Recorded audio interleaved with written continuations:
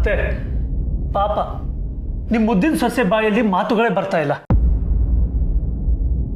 ಈ ಕೀರ್ತನ ಸುಹಾಸ್ ನಿನ್ ಮೇಲೆ ಮಾಡ್ತಿರೋ ಆರೋಪ ನಿಜ ಅಂತ ಆಗತ್ತೆ. ಧೈರ್ಯವಾಗಿ ಹೇಳು.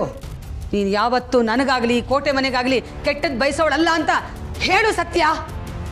ಹೌದು, ನನಗೆ ಚಿಕ್ಕ ಮಾವನ ವಿಷಯ ಮೊದಲೇ ಗೊತ್ತಿತ್ತು ಅತ್ತೆ.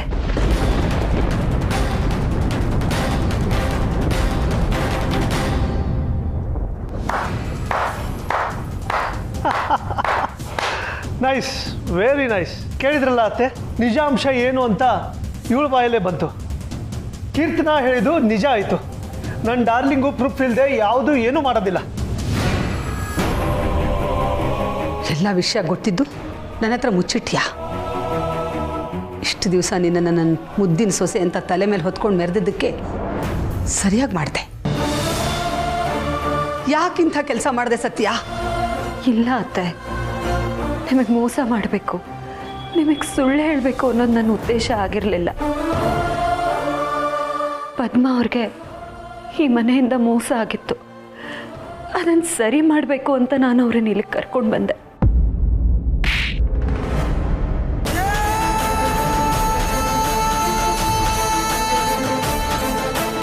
ಲಕ್ಷ್ಮಣ ಮಾಡಿದ ತಪ್ಪಿನಿಂದ ನನ್ನ ತಂಗಿ ಬದುಕು ಹಾಳಾಗಿದೆ.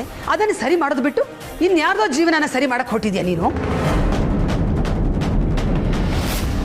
ಅದಕ್ಕೆ ಇವಳನ್ನ ನಮ್ಮ ಮನೆಗೆ ತಂದು ಕೂರಿಸಿದ್ಯಾ?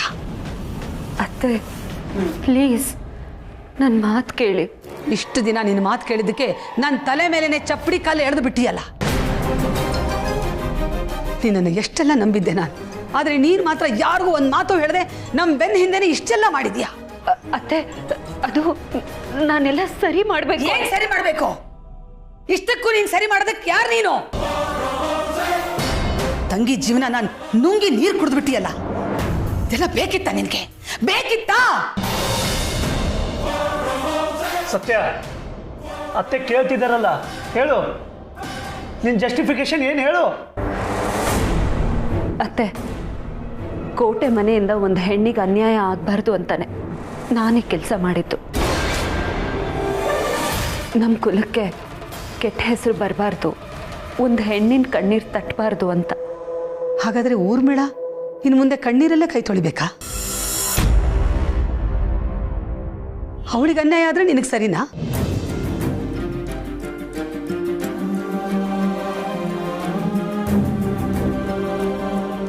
ಚಿಕ್ಕತ್ತೆ ಇವಳಿಗೆ ಕೊಟ್ಟಿರೋ ಸಲಿಗೆ ಜಾಸ್ತಿ ಆಯಿತು, ಅದಕ್ಕೆ ಹೀಗೆ ಮಾಡ್ತಿರೋದು. ಊರ್ಮಿಳ ನಿನ್ನನ್ನು ಎಷ್ಟು ಚೆನ್ನಾಗಿ ನೋಡ್ಕೊಂಡ್ಲು. ಮನೆ ಹಿರಿ ಸೊಸೆ ಅಂತ ನಿನ್ನನ್ನು ಮೆರೆಸಿದ್ಲು. ಇದೇ ನಾನು ನೀನು ಮಾಡ್ತಿರೋ ಉಪಕಾರ ಅವಳಿಗೆ.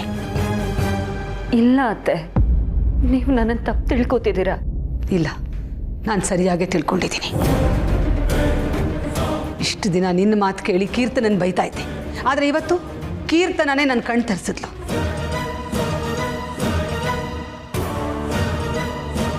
ಈ ಮನೆ ಸೊಸೆಯಾಗಿ ಊರ್ಮಿಳನ ಜೀವನ ಸರಿ ಮಾಡೋದು ಬಿಟ್ಟು ಈ ಮನೆ ಮುರಿಯೋಕ್ಕೆ ಅಂತಾನೆ ಇವಳನ್ನು ಕರ್ಕೊಂಡು ಬಂದು ಮನೇಲಿ ಕೂರಿಸಿದೀಯಾ? ನಿನ್ನನ್ನು ಅವಳ ಮಗಳಿಗಿಂತ ಜಾಸ್ತಿ ನೋಡ್ಕೊಂಡ್ಲು.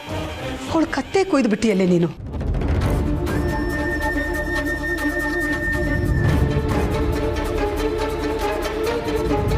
ಸೀತಮ್ಮ, ಇದರಲ್ಲಿ ಸತ್ಯನ ತಪ್ಪೇನೂ ಇಲ್ಲ, ತಪ್ಪೆಲ್ಲ ನಂದೆ. ಬಾಯಿ ಮುಚ್ಚೋ. ನಿನ್ಗ್ಯಾರ ಹೇಳಿದ್ದು ಮಾತಾಡಕ್ಕೆ? ಕೇಳದ್ ನಾನು ನಿನ್ನನ್ನು? ನಮ್ಮ ಮನೇಲಿ ನಿಂತ್ಕೊಂಡು ನಮ್ಮ ಬೆನ್ನಿಗೆ ಚೂರಿ ಹಾಕಿದೆಯಲ್ಲ, ಆ ದೇವ್ರು ನಿನ್ನನ್ನು ಕ್ಷಮಿಸಲ್ಲ ಕಣೆ. ಇಲ್ಲ ಸೀತಮ್ಮ, ನೀವು ತಪ್ಪು ತಿಳ್ಕೊಳ್ತಾ ಇದ್ದೀರಾ, ಇದರಲ್ಲಿ ಸತ್ಯ. ಬಾಯಿ ಮುಚ್ಚೋ. ಏನ್ ಅರ್ಥ ಮಾಡ್ಕೋಬೇಕು? ಮದುವೆ ಆಗಿರೋ ಗಂಡಸನ್ನ ಬಲೆಗೆ ಹಾಕೊಂಡು ಈಗ ಇವಳು ಪರ ವಹಿಸ್ಕೊಂಡು ಮಾತಾಡಕ್ ಬಂದಿದ್ಯಾ ನೀನು? ನಿನ್ನ ನಡತೆನೆ ಸರಿ ಇಲ್ಲ, ಇವಳಿಗೆ ಸರ್ಟಿಫಿಕೇಟ್ ಕೊಡಕ್ ಬಂದಿದ್ಯಾ? ನಾಚಿಕೆ ಆಗ್ಬೇಕು ನಿನ್ನ ಜನ್ಮಕ್ಕಿಷ್ಟು.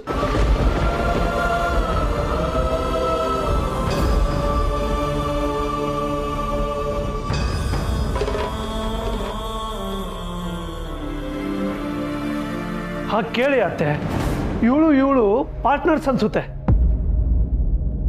ಇಲ್ಲಾಂದ್ರೆ ನಮ್ಮ ಮನೆಯಲ್ಲಿ ಇವಳು ಇಷ್ಟೊಂದು ಮೆರಿತಾ ಇರಲಿಲ್ಲ.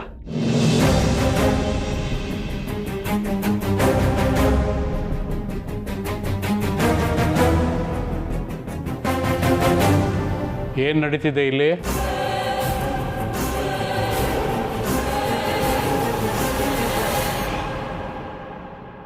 ರೀ ಬಂದ್ರ ನೋಡ್ರಿ, ನಿಮ್ಮ ತಮ್ಮ ಲಕ್ಷ್ಮಣ ನಮಗೆಲ್ಲ ಮೋಸ ಮಾಡಿದ್ದಾನೆ. ನನ್ನ ತಂಗಿಗೆ ಮೋಸ ಮಾಡಿದಾನ್ರಿ. ಇವರೆಲ್ಲ ಸೇರ್ಕೊಂಡು ನನ್ನ ತಂಗಿಗೆ ಮೋಸ ಮಾಡಿಬಿಟ್ರು ರೀ, ಮೋಸ ಮಾಡಿಬಿಟ್ರು. ಪದ್ಮಾ ಲಕ್ಷ್ಮಣನ ವಿಷಯ ಹೇಳ್ತಾ ಇದೆಯಾ ಸೀತಾ?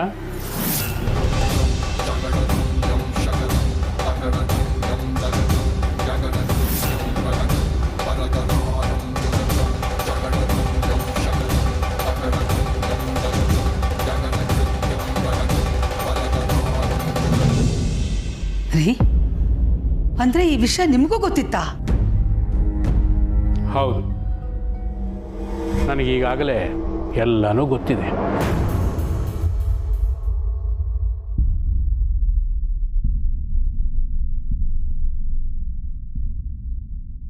ಎಲ್ಲ ಗೊತ್ತಿದ್ದು ನೀವು ನನ್ನಿಂದ ಮುಚ್ಚಿಟ್ರಾ? ಇಲ್ಲ, ಯಾವುದೇ ವಿಷಯ ಮುಚ್ಚಿಟ್ಟಿರಲಿಲ್ಲ. ಅದನ್ನು ಹೇಳೋದಕ್ಕೆ ಸಮಯ ಬಂದಿರಲಿಲ್ಲ. ಅಲ್ಲ ಮಾವ, ಅತ್ತೆ ಹತ್ರ ವಿಷಯ ಶೇರ್ ಮಾಡ್ಕೊಳ್ಳೋದಕ್ಕೆ ಸಮಯ ಸಂದರ್ಭ ಬೇಕಾ? ಉರಿಯೋ ಬೆಂಕಿಗೆ ತುಪ್ಪ ಸುರಿಯೋ ಕೆಲಸ ಮಾಡದೇ ಇದ್ದರೆ ನಿನಗೆ ಕ್ಷೇಮ. ಇವನ್ ಬಾಯಿ ಯಾಕ್ರಿ ಮುಚ್ಚಿಸ್ತೀರಾ? ಇವತ್ತು ಇವನಿಂದಾಗೇನೆ ನನಗೆ ವಿಷಯ ಗೊತ್ತಾಗಿದ್ದು. ಸೀತಾ, ಸ್ವಲ್ಪ ಸಮಾಧಾನ ಮಾಡ್ಕೊ, ಎಲ್ಲನೂ ಬಗೆಹರಿಸ್ಬೋದು. ಇನ್ನೇನ್ರಿ ಮಾತಾಡೋದಕ್ಕಿದೆ? ಇವರೆಲ್ಲರ ಮೋಸದಲ್ಲಿ ನೀವು ಶಾಮೀಲಾಗಿದ್ದೀರಿ ಅಂತ ಗೊತ್ತಾಯ್ತಲ್ಲ. ನೀವು ದ್ರೋಹ ಮಾಡಿಬಿಟ್ರಲ್ರಿ. ಇಲ್ಲ ರೀ, ನಾನು ಇದನ್ನ ಸಹಿಸಲ್ಲ, ಇದನ್ನ ಒಪ್ಪಲ್ಲ. ಅದ್ ಹೇಗೆ ಲಕ್ಷ್ಮಣ ನನ್ನ ತಂಗಿನ ಬಿಟ್ಟು ಬೇರೆಯವ್ರ ಜೊತೆ ಸಂಬಂಧ ಇಟ್ಕೋತಾನೆ? ಸೀತಾ, ಅವರಿಬ್ಬರು ದೇವರ ಸಾಕ್ಷಿಯಾಗಿ ಮದುವೆ ಆಗಿದ್ದಾರೆ. ಸಂಬಂಧ ಅನ್ನೋ ತಪ್ಪು ಕಲ್ಪನೆ ಬೇಡ. ಮದ್ವೆನಾ? ಯಾವ ಮದುವೆ ರೀ? ತನ್ನ ಹೆಂಡತಿ ಬದುಕಿರ್ಬೇಕಾದ್ರೆ ಇನ್ನೊಂದು ಮದುವೆ ಆದ್ರೆ ಅದಕ್ಕೆ ಮದುವೆ ಅನ್ನಲ್ಲ, ಅದನ್ನ ಕಾನೂನು ಕೂಡ ಒಪ್ಪಲ್ಲ. ಸಮಾಧಾನ ಸೀತಾ, ಸಮಾಧಾನ. ನಚ್ಚಿ ನಮ್ಮ ವಂಶದ ಕುಡಿ ಅನ್ನೋದು ಸತ್ಯ ಅಲ್ವಾ? ನೋಡಿ, ಅಕ್ರಮ ಯಾವತ್ತಿದ್ರೂ ಅಕ್ರಮನೇ. ನಾನು ಅದನ್ನ ಯಾವತ್ತೂ ಒಪ್ಪಲ್ಲ.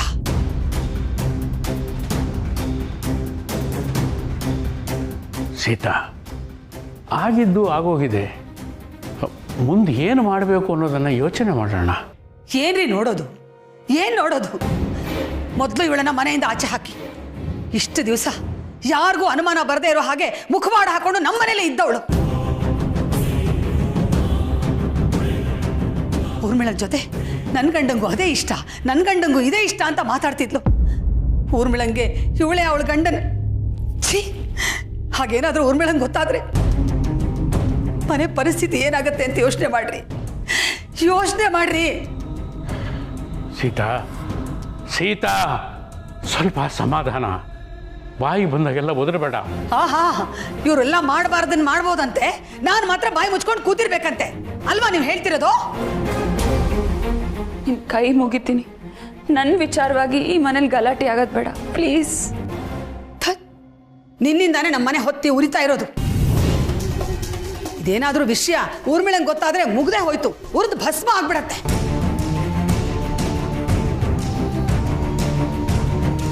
ನೀನ್ ಮೊದ್ಲಿನಿಂದ ಹೊರಟೋಗ್ಬೇಕು. ಹೊರಟು ಇಲ್ಲಿಂದ.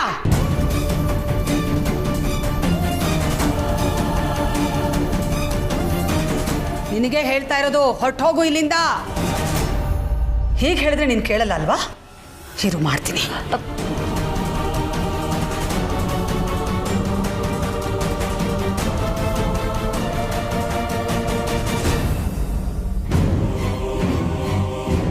ನಡಿ ನಡಿ, ನೀನು ನಡಿಯ ಮೊದಲು. ಅತ್ತೆ,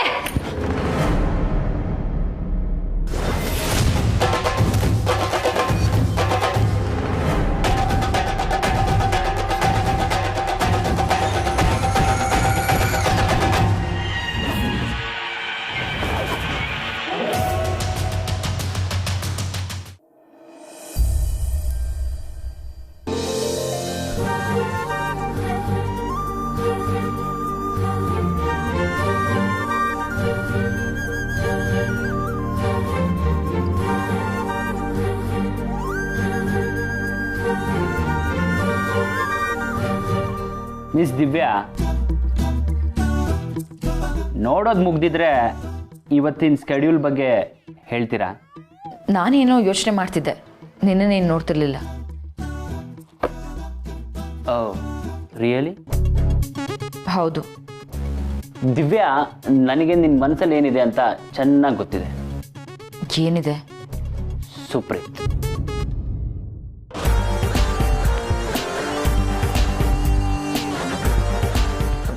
ಭ್ರಮೆ. ಹಾಗಿದ್ರೆ ನಾನಿಲ್ವಾ? ನಾನು ಉತ್ತರ ಹೇಳಲ್ಲ. ಕಮಾನ್ ದಿವ್ಯಾ, ಹೇಳು. ಇದೆ.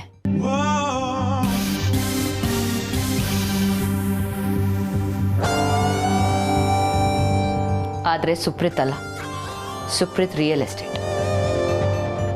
ಇದನ್ನ ಇನ್ನೂ ಮುಂದಕ್ಕೆ ಹೇಗೆ ತಗೊಂಡೋಗೋದು ಅನ್ನೋ ಯೋಚನೆ ಇದೆ. ಇದ್ರ CEO ಹೇಗೆ ಇಂಪ್ರೆಸ್ ಮಾಡೋದು ಅನ್ನೋದಿದೆ.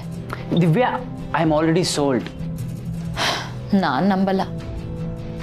ನಿಜವಾಗ್ಲೂ ದಿವ್ಯಾ, ಬೈ ದ ವೇ ನೀನು ನಮ್ಮ ಕಂಪ್ನಿನ ಮುಂದಕ್ಕೆ ತೊಗೊಂಡೋಗ್ಬೇಕಂತ ಆಲೋಚನೆ ಇದೆ ಅಲ್ವಾ ನಿನಗೆ? ಅಲ್ಲೇ ಬಿದ್ದೋದೆ. ಎಲ್ಲರೂ ಇದನ್ನ 9 to 5 ಜಾಬ್ ಥರ ನೋಡ್ತಾರೆ. ಬಟ್ ದಿವ್ಯಾ, ನಿನ್ನೆಲ್ಲ ಪ್ಯಾಷನ್ ನೋಡಿದ್ದೀನಿ. ಇದು ನಿನ್ನ ಕಂಪ್ನಿ ಥರ ಕೆಲಸ ಮಾಡ್ತೀಯ ನೀನು. ನಂದೇ ಅನ್ನೋ ಥರ ಅಲ್ಲ ಕಣೋ, ನಂದೇ ಆಗ್ಬೇಕನ್ನೋದು ನನ್ನ ಗೋಲ್. ಬೈ ದ ವೇ ದಿವ್ಯಾ, ನಿನಗೆ ನಾನು ಕಳಿಸಿದ ಲ್ಯಾಪ್ಟಾಪ್ ಇಷ್ಟ ಆಯ್ತಾ? ಇಲ್ಲ. ಯಾಕೆ, ಮಾಡೆಲ್ ಇಷ್ಟ ಆಗಿಲ್ವಾ? ಬೇರೆದು ಆರ್ಡರ್ ಮಾಡಲಾ? ಅದು ಹಾಗಲ್ಲ, ನನ್ನನ್ನು ಕೇಳ್ದೇನೆ ಯಾಕೆ ಆರ್ಡರ್ ಮಾಡಿದೆ? ಅದು ಅಷ್ಟು ಕಾಸ್ಟ್ಲಿದು, ಅದ್ರ ಅವಶ್ಯಕತೆ ಏನಿತ್ತು? ಅಷ್ಟೇನಾ? ನನಗೆಲ್ಲೋ ನಿನಗೆ ಲ್ಯಾಪ್ಟಾಪೇ ಇಷ್ಟ ಆಗಿಲ್ಲ ಅಂತ ಗಾಬರಿ ಆಗೋಯ್ತು. ಮೊನ್ನೆ ನೋಡಿದ್ರೆ ದುಡ್ಡು ಕೊಟ್ಟೆ, ಆಮೇಲೆ ಲ್ಯಾಪ್ಟಾಪು. ನನಗಿದೆಲ್ಲ ಇಷ್ಟ ಆಗಲ್ಲ. ನನಗೆ ನೀನು ಮಂತ್ಲಿ ಸ್ಯಾಲ್ರಿ ಕೊಡ್ತೀಯಲ್ಲ, ಅಷ್ಟು ಸಾಕು. Come on Divya, it's just token of love ಅಷ್ಟೇ. ಇಲ್ಲ, ನನಗೆ ಆ ರೀತಿ ಅನ್ಕೊಳಕ್ಕಾಗಲ್ಲ. ನೀನು ನನಗೆ ಫೇವರ್ ಮಾಡೋ ಅವಶ್ಯಕತೆ ಇಲ್ಲ. See, this is what I like about you. ನೀನು ಬೇರೆ ಹುಡುಗಿರ ಥರ ಅಲ್ಲ Divya, you are something different. ಫ್ರೀಯಾಗಿ ಸಿಕ್ಕರೆ ಎಲ್ಲಾನು ಬಾಚ್ಕೊಳ್ಳೋಂಥ ಟೈಮ್ ಇದು. ಶ್ರೀಮಂತ ಬಿಸ್ನೆಸ್ ಮ್ಯಾನ್ ಸಿಕ್ಕರೆ ಹನಿ ಟ್ರ್ಯಾಪ್ ಮಾಡೋಂಥ ಕಾಲ ಇದು. ಆದರೆ ದಿವ್ಯಾ, ನಿನ್ನಂತವಳು ತುಂಬ ಅಪರೂಪ. ದಿವ್ಯಾ, ನನಗೆ ನಿನ್ನ ಕಳ್ಕೊಳಕ್ಕೆ ಇಷ್ಟ ಇಲ್ಲ. ನಾನು ಪ್ರೀತಿಯಿಂದ ಕೊಟ್ಟಿದ್ದನ್ನ ಬೇಡ ಅನ್ಬೇಡ Divya, please. Thank you so much. ಸಖತ್ ದಿವ್ಯಾ, ನೀನು ಇವನನ್ನ ಹೀಗೆ ಇಂಪ್ರೆಸ್ ಮಾಡ್ತಾ ಹೋಗು. ಒಂದಲ್ಲ ಒಂದಿನ ಅವನ ಚೇರ್ನ ನಿನಗೆ ಬಿಟ್ಕೊಡ್ತಾನೆ. ಬಿಡು ಕೈನ ಸತ್ಯ. ಇಲ್ಲ ಅತ್ತೆ, ನಾನು ಬಿಡಲ್ಲ. ಬಿಡು ಅಂದರೆ ಬಿಡ್ತಾ ಇರಬೇಕು. ನನ್ನ ಪಿತ್ತ ನೆತ್ತಿಗೇರೋದ್ರೊಳಗೆ ಕೈ ಬಿಡೋ. ಇಲ್ಲ ಅತ್ತೆ, ಪದ್ಮ ಅವ್ರಿಗೆ ನಮ್ಮ ಮನೆಯವರಿಂದ ಅನ್ಯಾಯ ಆಗಿದೆ. ಅವ್ರಿಗೆ ನ್ಯಾಯ ಸಿಗೋವರೆಗೂ ಮನೆಯಿಂದ ಆಚೆ ಕಳ್ಸೋದಕ್ಕೆ ನಾನು ಬಿಡಲ್ಲ. ನೋಡು ಹುಡುಗಿ, ನನ್ನ ಹತ್ರ ಮೊಂಡ ಹಠ ಮಾಡಿದ್ರೆ ಪರಿಣಾಮ ಏನಾಗತ್ತೆ ಅಂತ ನಿನಗೆ ಚೆನ್ನಾಗಿ ಗೊತ್ತಿದೆ. ಎಲ್ಲ ಗೊತ್ತಿದೆ ಅತ್ತೆ, ಆದರೆ ಅವ್ರು ಇಲ್ಲೇ ಇರಬೇಕಾದವರು. ಯಾಕೆ ಇವಳು ಇಲ್ಲೇ ಇರಬೇಕು? ಅವರು ಸಹ ನಂತರ ನಿಮ್ಮ ಥರ ಈ ಮನೆ ಸೊಸೆ. ಈ ಮನೆ ಮೇಲೆ ನಮಗೆ ಎಷ್ಟು ಹಕ್ಕಿದೆಯೋ ಅವ್ರಿಗೂ ಅಷ್ಟೇ ಹಕ್ಕಿದೆ. ಅದೇ ಅಲ್ವಾ ನ್ಯಾಯ?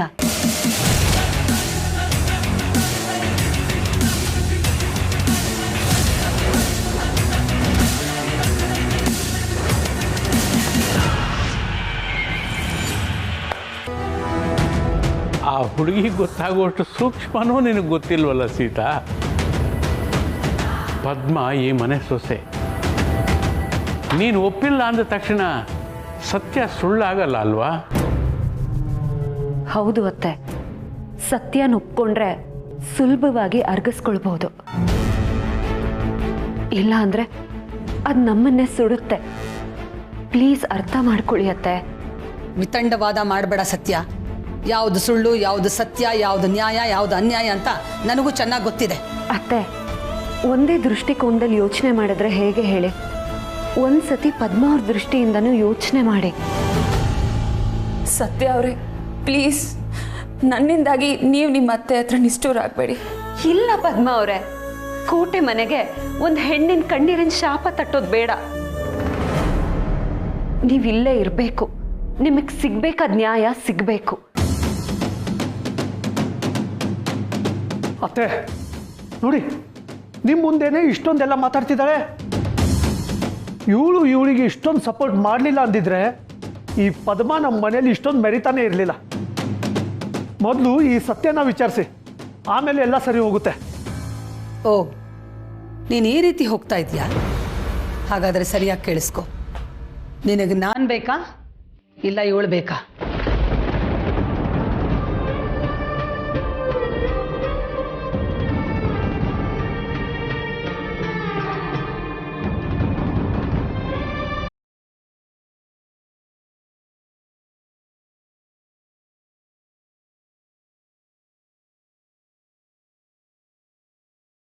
ನನ್ನ ಆಯ್ಕೆ ಯಾವತ್ತಿದ್ರು ನೀವೇ. ತಾಯಿನ ಯಾವತ್ತಾದರೂ ಮಗು ಬಿಟ್ಕೊಡುತ್ತಾ ಅತ್ತೆ. ಆದರೆ ಈ ವಿಷಯದಲ್ಲಿ ನಾನು ನ್ಯಾಯದ ಪರ. ನ್ಯಾಯ? ಯಾವ ನ್ಯಾಯ? ನಿನಗನಿಸಿದ ನ್ಯಾಯ ಎಲ್ರಿಗೂ ಅನಿಸ್ಬೇಕು ಅಂತ ಏನಿಲ್ಲ ಇಲ್ಲಿ. ನ್ಯಾಯದ ಬಗ್ಗೆ ನನಗೆ ಹೇಳಕ್ ಬರಬೇಡ. ಅತ್ತೆ, ನಿಮ್ಮ ಕೋಪ ನನಗೆ ಅರ್ಥ ಆಗತ್ತೆ. ಆದರೆ ಚಿಕ್ಕತ್ತಿಗೆ ವಿಷಯ ಗೊತ್ತಾದರೆ ಆಗೋ ಪರಿಣಾಮದ ಬಗ್ಗೆ ಯೋಚನೆ ಮಾಡಿ ಪ್ಲೀಸ್. ಈ ವಿಷಯ ನಿಲ್ಲೇ ಬಿಟ್ಬಿಡಿ ಅತ್ತೆ, ಪ್ಲೀಸ್.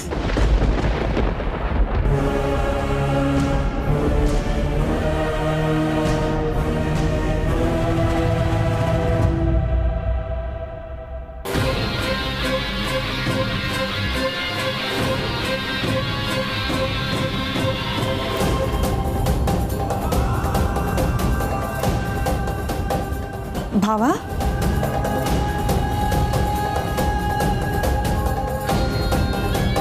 ಅಕ್ಕ, ಏನ್ ನಡೀತಾ ಇದೆ ಇಲ್ಲಿ?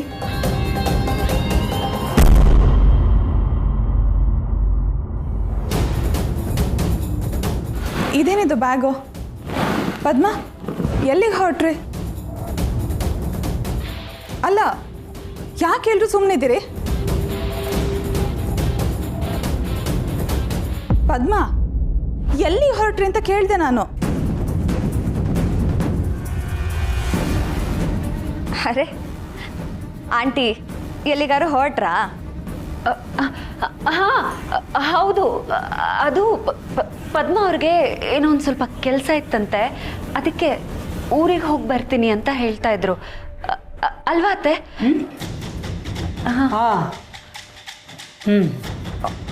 ಓ ಹೌದಾ ಪದ್ಮ ಅವರೇ? ಮತ್ತೆ ನೀವು ನನಗೆ ಹೇಳಲೇ ಇಲ್ಲ. ಓ, ನಾನು ಬರೋ ಅಷ್ಟರಲ್ಲಿ ನೀವು ಹೋಗ್ಬಿಡ್ಬೇಕು ಅಂತ ನಿರ್ಧಾರ ಮಾಡಿಬಿಟ್ಟಿದ್ದೀರಾ. ಇದು ಮೋಸ ಅಲ್ವಾ?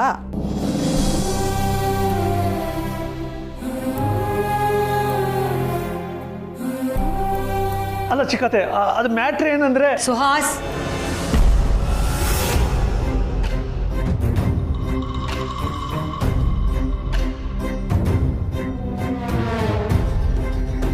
ಏನದು? ಅದೇ ಊರ್ಮಿಳಾ, ಊರಿಗೆ ಹೋಗ್ತೀನಿ ಅಂತ ಹೇಳ್ತಾ ಇದ್ರು, ಅದನ್ನೇ ಹೇಳಕ್ ಬಂದ್ರು ಸುಹಾಸ್ ಅಲ್ವಾ?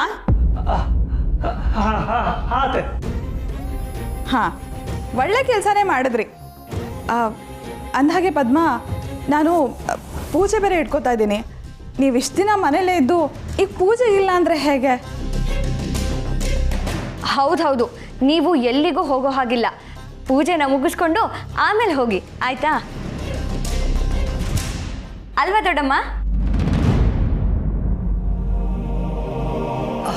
ಹಾ.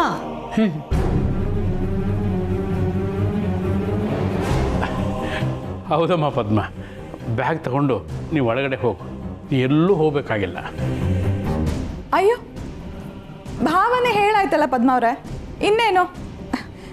ಸರಿ, ನೀವು ಬ್ಯಾಗ್ ತೊಗೊಂಡು ಒಳಗಡೆ ನಡೀರಿ. ಎಲ್ಲರೂ ಬನ್ನಿ ಒಳಗೆ.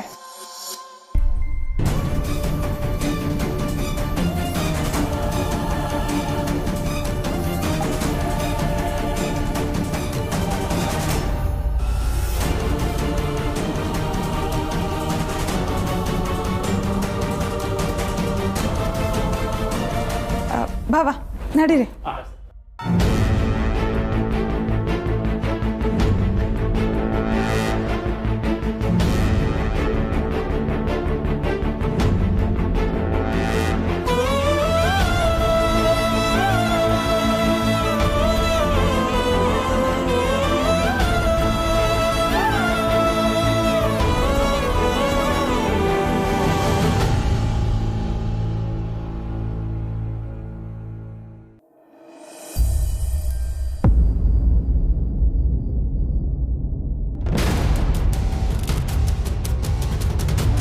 ಹಾಯ್ ಸತ್ಯ.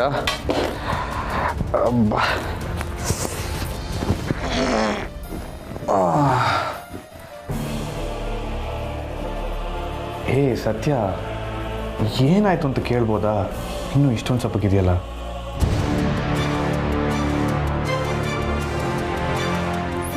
ಸತ್ಯ, ಏನಾಯ್ತು? ಇನ್ನೂ ಯಾಕೆ ಇಷ್ಟೊಂದು ಬೇಜಾರಲ್ಲಿದ್ಯಾ? ಹಾಗೇನಿಲ್ಲ ಅಮಲ್ ಬೇಬಿ.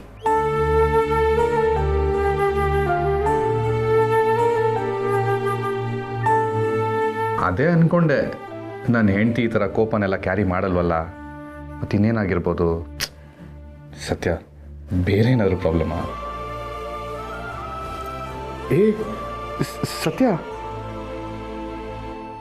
ಏನಾಯ್ತಮ್ಮ? ಸತ್ಯ, ಯಾಕೆ ಅಳ್ತಾ ಇದೆಯಾ? ಅಮ್ಮ ಏನಾದ್ರು ಬೈದ್ರಾ?